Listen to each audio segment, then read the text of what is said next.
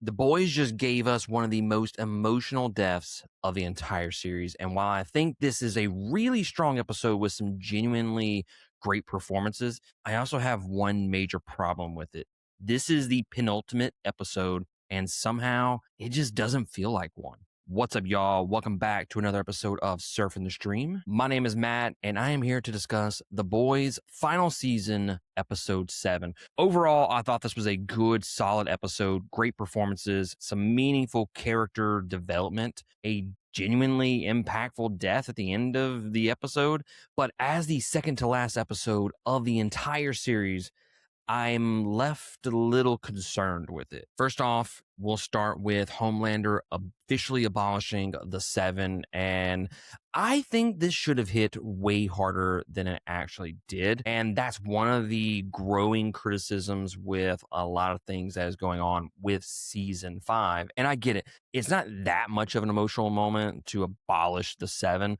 But I do think that as something that has been with the series since the beginning, and that it's been a running joke that they've never actually been a complete Seven the entire series, I feel like this moment should have hit a little bit more than it actually did. Because when you strip it down to its core, this was basically the boys' version of the Avengers. And when you combine that celebrity culture, the corruption of the boys, all the propaganda, and everything bad about these characters, and for him to just end it, it should have been more monumental than it actually was. And speaking of the Avengers, Samuel L. Jackson shows up to cameo a hammerhead shark in this episode, which I was not expecting. Absolutely loved it. It's a small little profanity filled cameo, but I was absolutely there for it. I never knew that I needed Samuel L. Jackson to voice a hammerhead shark, but here we are, and I was not going to complain about it. I've said this over the last few episodes, and I gotta say it again.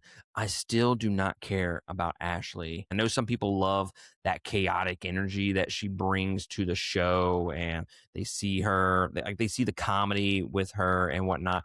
I just don't see what she brings to the table. Early in the show, she worked because she was hilarious in that, like, I'm a total disaster type of character who was just trying to avoid getting killed every 5 seconds.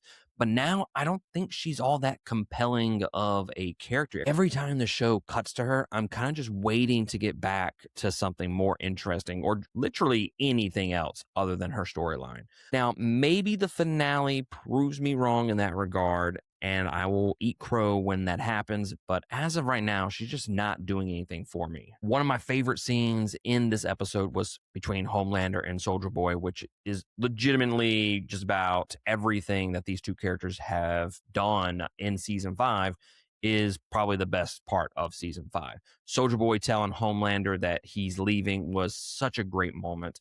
I kind of wish there was more to that, but I get it. Homelander genuinely doesn't understand why he keeps getting rejected by his father.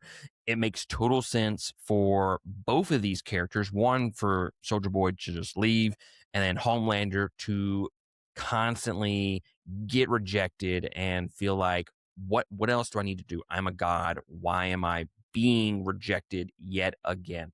So watching Soldier Boy repeatedly reject him destroys him emotionally. And of course, Soldier Boy being Soldier Boy has zero problem telling him exactly what he thinks about Homelander. He straight up tells him that he is not a god. That dynamic works so well because Soldier Boy is one of the only people in the universe who doesn't fear Homelander and could actually fight Homelander and potentially win. I also appreciated that this episode let Sage actually sit in failure a little bit. She's been portrayed as this huge mastermind that will never fail, always 2 steps ahead of everybody. So it was refreshing to see her completely rattled after being so wrong about Soldier Boy. And not only does that make her more human in this series, it makes her more interesting to me. And Starlight is going through a similar emotional spiral from like a completely different angle. She's questioning the whole mission. What's the point of risking your life to save people if those people like legitimately do not want to be saved or they believe that you're a monster. That's a interesting conflict within this character that I wish we would have explored in previous episodes. One scene that I really liked was a conversation between MM and Starlight where we finally learn why he's called Mother's Milk. That was a genuinely good moment. It also made me realize something, that we probably underutilized MM in this main cast throughout this entire season. And that's kind of a shame because I get that a lot of his major arc was handled in earlier seasons, but he's such a strong character that I wish the show would have gave him more scenes like this over the course of the final season.